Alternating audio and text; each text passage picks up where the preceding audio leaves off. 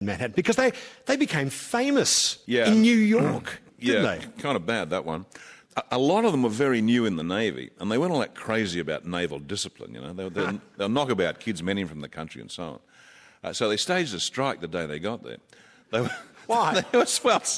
They were ordered to wear white uniforms if they went on leave, if they had, went ashore on liberty.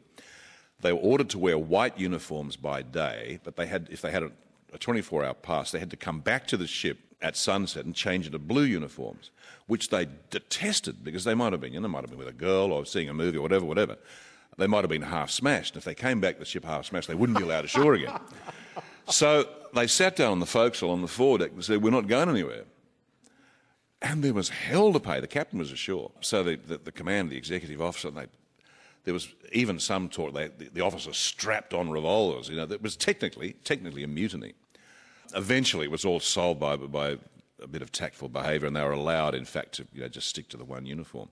But it made the New York papers, Aussies mutiny, and so on. So that was sort of a big introduction to New York. What happened when some of them went to a baseball game? Yeah, there was a lovely story. There's two guys, young fellas. One of them's still alive today. He's 97 now. I interviewed him. They went to a ball game, and the old Madison Square Garden was an open-air thing in those days. And the announcer sort of said at half-time, "I understand we have some Australian sailors here with us. I wonder if any of you guys up there would like to come down and play ball." And they were in uniform, So they looked at each other, terrified, and one of them said, "Look, I've played a bit of cricket. I'll have a go." So down the steps he went, and it was, I don't know, the New York Yankees or something. It was a big game. And they pitched a ball at him, and he missed, and he fell flat on his back, shaming his uniform, his ship, himself and his country and so on. And the groan went around the stadium. So they pitched another ball at him, and this time, God love him, he whacked it out of the auditorium. Whoa! And as his mate told me, they're still looking for the ball. So they're sitting there, and shortly thereafter, some sort of bellhop guy comes around in a little funny uniform and hands him a card from some great tycoon, one of the Rockefellers or something, and says, "We'd like you to be our guest for the evening." And they took him around all the nightclubs, and they met Gary Cooper, Tallulah Bankhead. They saw Count Basie and Ella Fitzgerald playing in a jazz club, that sort of thing. They were the toast of the town in New York.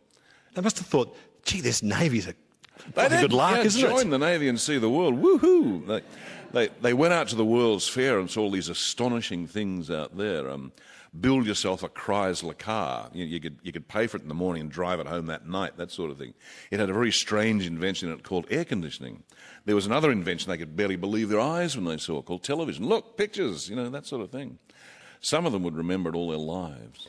On this cruise, there's really no other way to describe it at this point, they also spent time in Jamaica. How did they respond to the fabled delights of Jamaica? They kind of liked the Caribbean. The Caribbean was... Well, it got a bit rough there for a while. The ship endured a hurricane, actually, a serious hurricane in which she was almost lost. That was their first real blooding of life at sea. That was really seriously nasty. But they were based out of Jamaica a lot of the time, Kingston, Jamaica, the sort of old pirate port, a haunt of sailors for hundreds of years. And they actually had Christmas Day in Kingston, Jamaica, which was a riotous occasion. The war wasn't all that serious. That was Christmas Day 1939. A lot of people thought it'd be over in 6 months. Someone smuggled on board a giant flagon of rum, which was a thank you present, a thank you gift from Kingston's most famous brothel madam, who rejoiced in the name of Shanghai Lil. Now, when I read that, I should say, I had a picture in my head of what Shanghai Lils would look like. And then I opened the photographs, and there it is. And as they said, there were cold Jamaican rum downstairs and hot Jamaican women upstairs. They were everyone got smashed, and so they did this sort of drunken dancing conga line around the streets of Kingston, Jamaica that evening. And then on the way back, after that, they'd spent some time trying to track down German warships, trying to blockade them or get them out. They eventually headed back home and passed through Tahiti, where they got the same sort of welcome that Captain Cook got, or Bligh of the Bounty got when they called into these fabled islands of love. I mean, just before they entered harbour there at Papeete, the captain came on the address system and he said, "Do you hear there, Captain speaking? I just want to warn you all that these are the islands of love, and we do expect you to behave as Australian sailors." They knew they were the bloody islands of love, all right. They had no illusions about that whatsoever. and they knew exactly how they were going to behave, and that was a riot. Two of them drove a car off a wharf, which cost the Australian taxpayer £146 in compensation, I think. And it ended with this naked orgy on a beach where they were swimming with flocks of Tahitian girls, that half of them stark naked. It must have been a wonderful occasion. But that was it. That was the end of innocence, and after that, then it got serious. You're listening to a conversation I had a few weeks ago with journalist and broadcaster Mike Carlton in front of a live audience at the State Library of Queensland. Mike is talking about his book, Cruiser, The Life and Loss of HMAS Perth and Her Crew. HMAS Perth was sunk in 1942 after fighting a desperate battle against a Japanese fleet. And Mike spoke to many of the survivors and their families. How was she then brought into action, Mike? She got back to Australia and did a bit more training, did a lot of convoying around Australian coast. But finally, towards the end of 1940, she was packed off to the Mediterranean. And she arrived there in the Mediterranean on Christmas Eve 1940 at Alexandria, the great port city of Egypt. And from that day on, it was on for young and old. She was under constant air attack.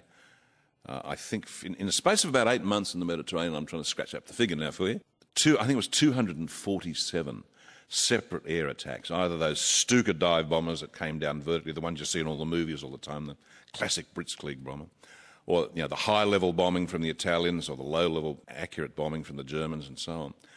She was under constant attack day and night. I wonder if you thought or tried to imagine how terrifying it would have been, the terror of the sailors below deck, for example, and what they were hearing while these raids were going on. Yeah, you tend to think of everyone being in a ship and knowing exactly what's going on. In fact, perhaps only 10% of the crew can see what's happening. They're the ones on the bridge, on the guns, whatever, signalman on the signal deck. Most of the ship's company is locked away down below, either serving the boilers, working the engines, working the ammunition hoists and so on. They have no idea of what's happening, except, of course, they can feel the violent twisting and turning of the ship as she seeks to evade the next pattern of bombs coming down. They can hear the explosions in the water as bombs are going off. And if they're close, the ship's plates actually flex and vibrate and so on. And you know if you're way down below, if you're down in the engine spaces or some of those other really lowermost, bottommost parts of the ship, you know your chances of ever getting out are pretty slim, particularly if the ship's hit by a torpedo. You're almost instantly dead. And they endured that sort of terror for week after week after week. It didn't happen every night and every day. Occasionally there'd be a lull. But you never knew when there was going to be a lull and when the next lull would end. So they endured fear with an incredible amount of fortitude and courage. They had a very good captain in the Mediterranean. He was a POM, actually. They weren't too keen on him when he arrived. He was a hereditary baronet by the name of Sir Philip Bowyer Smythe, Royal Navy officer. That was his real name? That was Sir Philip Bowyer Smythe, RN, yeah. He could date his lineage back to the Crusades. But he turned out to be a very, very good captain indeed. His mother was actually in Australia. He was a very skilled ship handler. He was extraordinarily good at evading oncoming bombs. And he treated his men well. He treated them, every survivor or every member of the ship's company I've spoken to, and anything I've read about him, said he was much liked, much respected, both as a man and as a captain. And that's terribly important, because if you've got a good captain who knows what he's doing, men will follow him. And they did for him. They genuinely loved and admired him. HMAS Perth was involved in the sad, disastrous Greek and Mediterranean campaigns. She saw a lot of action. She was involved in the Battle of Matapan, which was just off southern Greece, basically in which the British fleet, the Royal Navy's Mediterranean fleet, basically beat the Italians something awful and sent the Italians pretty much back into harbour, never to come out in any strength again.